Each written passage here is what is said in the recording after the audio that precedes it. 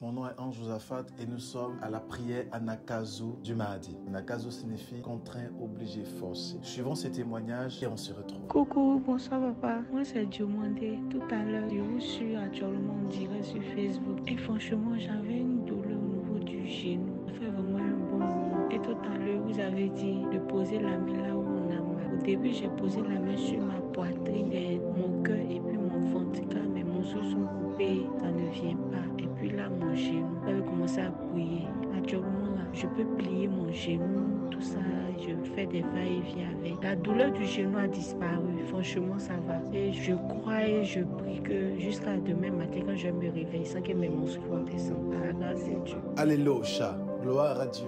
Témoignage extraordinaire et surnaturel. Waouh, il est très important, excellent enfant de Dieu, comme je le dis tantôt, de témoigner. Envoyez vos témoignages par note vocale de comment Dieu est en train de visiter votre destinée et votre vie par la puissance du Saint-Esprit. La Bible dit que les hommes puissent voir vos bonnes œuvres et qui glorifient Dieu. Nous sommes dans notre grand séminaire sur Matthieu chapitre 13 et nous sommes en train de comprendre des choses assez extraordinaires. Et ce matin, nous comprendrons encore quelque chose de surnaturel et vraiment d'exceptionnel. Dieu nous fera beaucoup de bien. Nous lisons Matthieu chapitre 13 à partir de son verset 20. Regardez, la Bible dit, celui qui a reçu la sémence dans le sol pierreux, c'est celui qui entend la parole et l'accepte aussitôt avec joie. Verset 21, mais il n'a pas de racine en lui-même. Il est l'homme d'un moment et dès que surviennent les difficultés ou les persécutions à cause de la parole, il trébuche. Alors nous sommes dans notre séminaire sur Matthieu chapitre 13 pour comprendre la parabole du semeur. Qu'est-ce que Dieu veut nous dire par la parabole du semeur? Et je vous ai dit que la parabole du semeur est un message très profond pour les temps de la fin dans lesquels nous sommes. La parabole du semeur est une parole du 21e siècle, est une parole que Dieu nous donne afin que le maximum de personnes puissent comprendre comment l'Éternel fonctionne. Et je vous ai dit que celui qui sème, c'est Dieu, ou encore c'est un homme de Dieu. Et la sémence, c'est la parole de Dieu. Et la terre, en réalité, c'est les enfants de Dieu qui doivent recevoir la parole en eux-mêmes. Amen. Mais le problème, c'est que beaucoup d'entre nous, nous n'arrivons pas à recevoir la parole que Dieu libère sur nous ou la parole que Dieu libère dans notre destinée. Amen. Et la Bible dit au verset 20 ici qu'il y a une personne qui a reçu la parole. Mais cette parole-là est tombée dans des endroits pierreux. Et la Bible dit que ces endroits pierreux, au verset 20, la Bible dit que celui qui a reçu la sémence dans le sol, il l'a reçu avec joie et il l'a accepté avec joie. Il y a plusieurs personnes qui reçoivent la parole de Dieu et ils la reçoivent avec joie, avec abnégation, avec courage. Il reçoit la parole de Dieu et il est en joie du fait qu'il a reçu cette parole de Dieu. Amen. Mais la Bible dit parce qu'il n'a pas de racine, la parole se dissipe. Ça veut dire quoi? Ça veut dire simplement, lorsque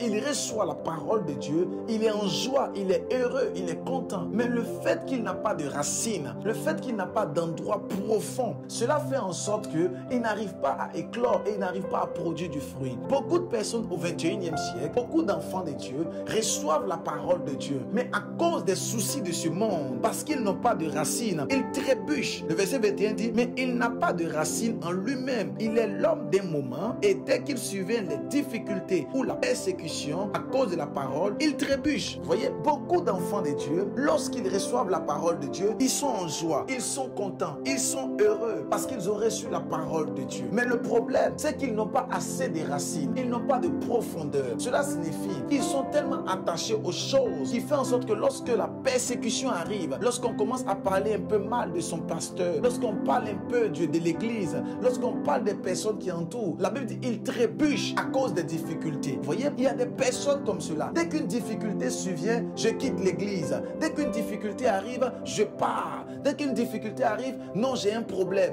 Pourquoi? Parce que simplement, il n'a pas de racines. Et ce genre de personnes ne peuvent pas produire du fruit. Les enfants de Dieu au 21e siècle ont besoin de produire du fruit. Mais pour produire du fruit, il faille impérativement avoir des racines. Des racines vraiment très profondes. Être comme un pilier attaché au sceptre que Jésus-Christ. Quand on vient critiquer ton pasteur, quand on vient critiquer ta servante, ou même quand on vient critiquer le pasteur, la servante de Dieu, la prophétesse, l'apôtre, quand on vient critiquer ton église, ça t'enlève absolument rien. Tu es rempli de force, d'autorité, d'abnégation, de courage et de puissance. Il y a beaucoup d'enfants de Dieu, lorsqu'on parle de la parole de Dieu, lorsqu'on parle mal de Christ, lorsqu'on parle mal de Jésus, il en trouve une occasion de chute et il abandonne la parole de Dieu et il abandonne Dieu. La Bible dit que faute de racines, parce qu'il n'a pas de racines en lui-même, il n'arrive pas à produire du fruit. Excellent enfant de Dieu, lorsque tu vas dans la maison de Dieu et que tu arrives dans la maison de Dieu, reste concentré afin que la parole puisse produire en toi la grâce. Lorsque tu reçois la parole et que tu la reçois avec joie, quel que soit ce que les gens viendront te dire, sois ferme avec Dieu. Si tu veux porter du fruit, si tu veux que Dieu puisse agir au travers de toi, il faut que tu sois ferme parce que les persécutions viendront. La Bible dit clairement dans le livre de Marc chapitre 10 à partir du verset 31, la Bible dit que vous recevrez des persécutions. C'est une promesse. Mais les persécutions n'ont pas pour but de nous détruire. Les persécutions ont pour but de nous construire. Comment se fait-il que, à cause des difficultés, à cause des persécutions, tu abandonnes la maison de Dieu? Parce qu'ils ont parlé mal de l'église, tu as abandonné l'église. Ils ont parlé un peu mal de ton père spirituel, tu as abandonné ton père spirituel. Il dit non, je ne viens plus à l'église, non, je pars à gauche, non, je pars à droite. Cela ne vient pas de Dieu, excellent enfant de Dieu. Tu seras en train de te nuire et nuire ta destinée. J'aimerais prier aujourd'hui que tu puisses avoir de la racine en l'éternel au nom de Jésus-Christ. Que tu puisses avoir de la racine dans la parole de Dieu. Que tu sois enraciné en Christ au nom puissant de Jésus-Christ. Que tu puisses avoir de la racine. Que tu sois plongé dans la racine au nom de Jésus-Christ. Que l'éternel te donne des tentacules et que tu puisses être enraciné comme un pilier par la puissance du Saint-Esprit. Je prie afin que l'éternel te donne la force, la grâce. Je prie, oh my God, là au Shavaha, je prie maintenant, en ce matin, pour la vie d'une personne qui est connectée et je déclare que tu sois enraciné en Jésus. Je prie maintenant pour toutes ces personnes qui ont des problèmes et des situations compliquées. Pendant que vous entendez juste le son de ma voix, je libère votre destinée maintenant. Je vois dans mon esprit une dame qui est connectée et je vois que dans votre prénom, il y a la lettre B. Et cette dame-là a un problème actuellement au niveau du bas du ventre et elle a mal à cause de ce problème. Au son de ma voix, recevez la guérison par la puissance du Saint-Esprit et que l'Éternel vous donne d'avoir des racines dans sa parole. Je prie pour la vie de ce monsieur qui est connecté et je déclare la libération. Je prie pour toutes ces personnes qui sont malades. Au son de ma voix, recevez la guérison, la libération par la puissance du nom de Jésus-Christ. Soyons enracinés dans la parole de Dieu. Dieu vous bénisse, que sa grâce demeure sur vous, que son onction ne cesse de couler dans votre vie. N'hésitez pas à faire l'expansion et à partager pour la gloire de Dieu. Que Dieu vous bénisse. Shalom.